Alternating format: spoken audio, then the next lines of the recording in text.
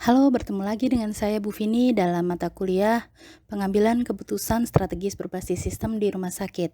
Dan untuk pertemuan kali ini kita akan membahas tentang perkembangan teknologi, pengaruh pasar, dan juga perilaku profesional. Mari kita simak bersama-sama, semoga bermanfaat untuk kita semuanya. Seiring berjalannya waktu disadari bahwa teknologi kedokteran dalam bentuk obat dan berbagai peralatan dan prosedur kedokteran merupakan sarana untuk peningkatan pendapatan rumah sakit. Nah, muncul pertanyaan, mengapa teknologi rumah sakit berbasis pada mekanisme pasar dalam pelaksanaannya? Mari kita temukan jawabannya pada pemaparan berikutnya. Sifat industri farmasi dan pengaruhnya terhadap rumah sakit. Rumah sakit adalah lembaga pemberi jasa pelayanan kesehatan yang tergantung pada perkembangan teknologi kedokteran. Teknologi kedokteran mempengaruhi biaya pelayanan rumah sakit. Saat ini, sektor kesehatan berbeda jauh dengan keadaan 50 tahun yang lalu, ketika teknologi sederhana masih dapat dipergunakan di dalam rumah sakit. Teknologi yang dipergunakan pada pergantian abad ini merupakan jenis teknologi yang canggih, yang sudah melibatkan peralatan-peralatan yang canggih, juga penggunaan teknologi yang lebih mutakhir. Hambatan untuk masuk ke industri farmasi dilakukan dalam berbagai bentuk. Yang pertama adalah dengan adanya regulasi obat. Yang kedua ada hak paten, yang ketiga ada sistem distribusi.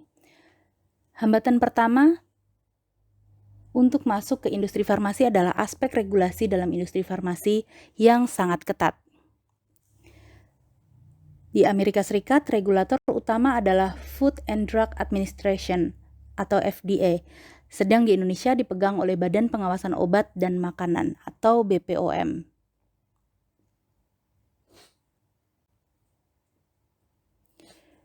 Faktor penghambat kedua adalah hak paten yang diberikan oleh pemerintah untuk industri farmasi yang berhasil menemukan obat baru. Dan hambatan yang ketiga untuk masuk adalah sistem jaringan distribusi dan pemasaran industri farmasi yang sangat kompleks. Jaringan sistem distribusi dan pemasaran mempunyai ciri menarik, yaitu menggunakan konsep detailing, dengan cara perusahaan farmasi melalui jaringan distributor melakukan pendekatan tatap muka dengan dokter yang berpraktek di rumah sakit ataupun praktek pribadi. Berbagai hambatan tersebut secara bersama dapat membuat harga obat menjadi sangat mahal.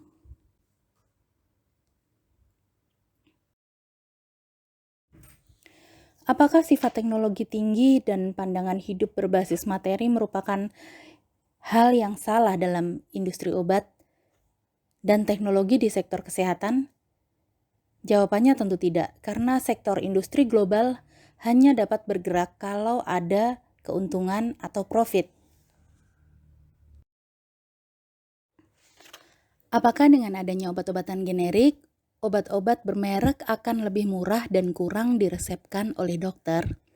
Kebijakan obat generik ternyata tidak mampu menekan biaya obat secara signifikan. Grabowski dan Femon tahun 1992 menyatakan melaporkan bahwa walaupun ada obat generik yang murah, produsen obat generik tetap menaikkan harga. Dalam hal ini, terdapat loyalitas dokter terhadap merek-merek obat yang bukan generik. Dalam konsep perdagangan, semakin besar harga suatu barang, maka besar keuntungan secara absolut dari penjualan barang tersebut akan meningkat. Rumah sakit sebagai lembaga usaha mempunyai insentif untuk menggunakan obat-obat yang mahal. Semakin mahal harga obat akan membuat keuntungan dari obat semakin meningkat. Dapat dikatakan bahwa pengaruh industri obat terhadap rumah sakit, dokter, dan peneliti kedokteran dapat menjadi lebih besar lagi.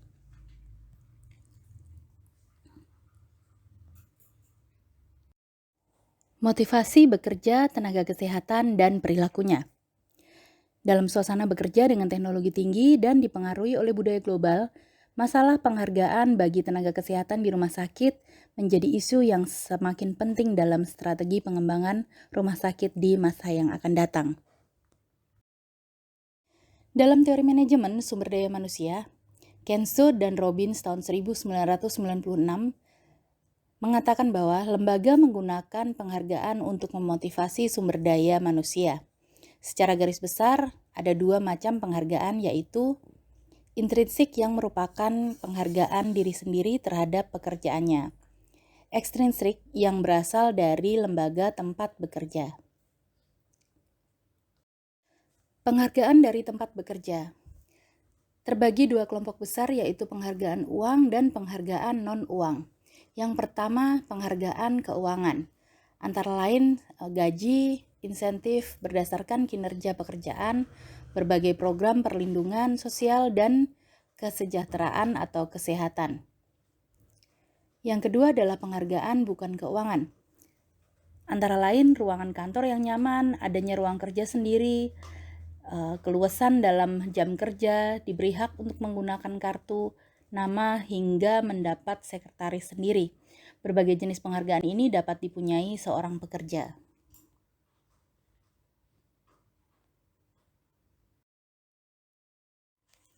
Di rumah sakit, kebutuhan akan besarnya penghargaan materi dalam bentuk pendapatan tergantung pada jenis profesi.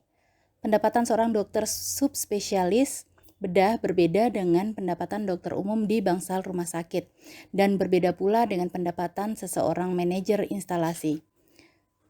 Pendapatan seorang perawat berbeda dengan pendapatan seorang pegawai administrasi. Jenis pekerjaan mempengaruhi besarnya pendapatan. Beda pendapatan antara dokter spesialis dengan seorang perawat dapat sangat jauh. Mengapa penghargaan berbeda-beda antar profesi? Hal ini disebabkan karena adanya perbedaan resiko pekerjaan, lamanya pendidikan, serta pelatihan, jumlah profesi yang ada dalam institusi tersebut.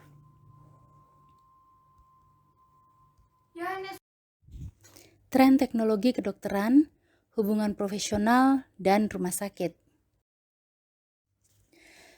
Bagaimana tren ke pengembangan pelayanan rumah sakit dipandang dari perkembangan teknologi kedokteran, mekanisme pasar, dan perilaku tenaga kesehatan? Tren yang paling mungkin terjadi adalah melanjutkan keadaan yang ada pada saat ini. Rumah sakit akan tetap bertumpu pada teknologi kedokteran global yang merupakan industri berbasis keuntungan dan berdasarkan hukum pasar. Dalam sektor ini, teknologi kedokteran akan semakin bermanfaat bagi masyarakat yang mempunyai uang atau masyarakat di negara kaya yang mempunyai sumber pembiayaan yang kuat, sehingga mereka bisa terus mengikuti perkembangan zaman sesuai dengan perkembangan teknologi yang dibutuhkan. Kasus pendirian rumah sakit swasta oleh dokter rumah sakit pemerintah. Kasus yang banyak terjadi di Indonesia adalah dokter spesialis rumah sakit pemerintah mendirikan rumah sakit sendiri atau klinik bersalin untuk dokter spesialis kebidanan dan kandungan. Berbagai kejadian menunjukkan bahwa rumah sakit swasta yang didirikan oleh dokter spesialis pemerintah berada dalam jangkauan jarak yang dekat dari rumah sakit pemerintah. Ada berbagai faktor pendirian rumah sakit swasta yang didirikan oleh dokter spesialis, misalnya berdasarkan faktor kepuasan hidup, perasaan sebagai profesional yang independen, dan ada kemungkinan untuk pengembangan teknologi.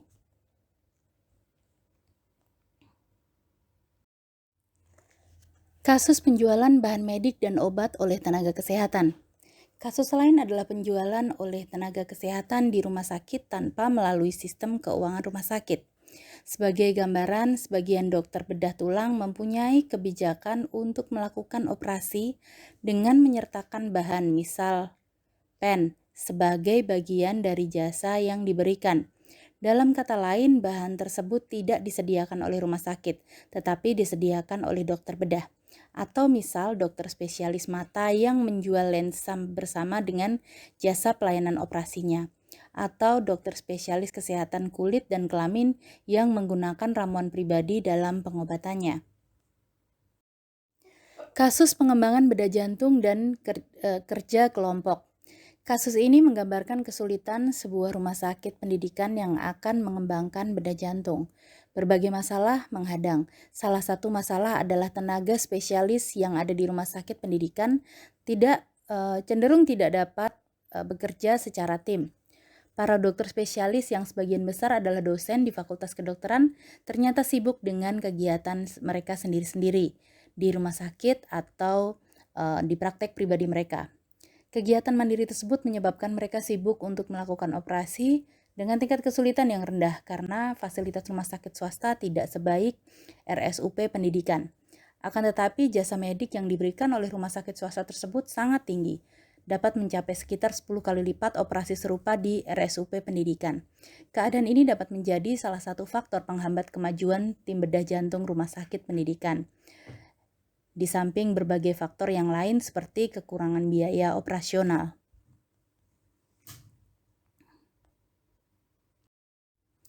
Itu tadi paparan dalam tema kali ini tentang perkembangan teknologi, pengaruh pasar, dan perilaku profesional para pekerja di rumah sakit. Ada beberapa pertanyaan diskusi yang Ibu ingin tanyakan. Yang pertama adalah, kita ketahui bersama bahwa perkembangan kedokteran itu berjalan seiring dengan perkembangan teknologi.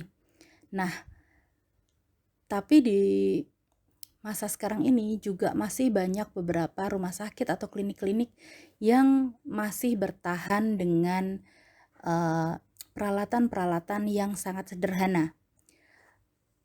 Apa yang kalian pikirkan tentang fenomena tersebut? Karena apabila rumah sakit dan klinik-klinik tersebut memang berada di kota-kota yang kecil, bukan di kota-kota yang besar, tentu saja keberadaan mereka sangat dibutuhkan. Tapi ya itu tadi, kondisinya mereka belum mampu untuk membeli peralatan-peralatan yang canggih yang mengikuti perkembangan teknologi. Bagaimana menurut kalian dengan fenomena tersebut? Itu yang pertama. Nah, tadi di paparan juga disebutkan karena seiring dengan bertambahnya teknologi yang canggih, sehingga produksi-produksi obat juga menggunakan peralatan-peralatan yang canggih, serta dengan formulasi-formulasi yang lebih baik lagi. Nah, hal ini mengakibatkan harga obat menjadi tinggi. Dan seperti yang tadi dijelaskan bahwa obat generik pun tidak bisa membantu mengcover atau menyelesaikan permasalahan tingginya harga obat ini. Nah, bagaimana menurut kalian? Apakah harga obat yang tinggi ini bisa dipahami oleh masyarakat atau bisa dimengerti? Dan apa solusinya supaya masyarakat tetap bisa menikmati pelayanan kesehatan, tetap bisa merasakan hidup sehat atau sembuh dari penyakitnya, meskipun harus menghadapi harga obat dan harga peralatan-peralatan kesehatan yang tinggi tersebut. Dan yang ketiga, yang pertanyaan diskusi yang terakhir adalah tentang perilaku profesional para petugas medis. Nah, banyak sekali kasus-kasus yang tadi sudah disebutkan tentang pelanggaran-pelanggaran yang sebenarnya melanggar kode etik kedokteran atau kode etik petugas medis, seperti penyalahgunaan obat ataupun juga mendirikan rumah sakit yang posisinya dekat dengan rumah sakit pemerintah tempat dia bekerja, dan lain-lain. Nah, apakah profesionalisme seorang dokter ini bisa mengganggu pelayanan kesehatan yang harusnya diberikan kepada masyarakat, ataukah justru masyarakat malah mendapatkan keuntungan dari hal-hal yang tidak etis tersebut? Nah, bagaimana menurut kalian? Saya rasa itu aja yang Ibu ingin kita nanti diskusikan di kelas diskusi. Semoga bisa kalian pelajari dengan baik, bisa bermanfaat. Terima kasih sudah mendengarkan dan jangan lupa jaga kesehatan selalu, kesehatan fisik, kesehatan mental, dan kesehatan sosial. Terima kasih.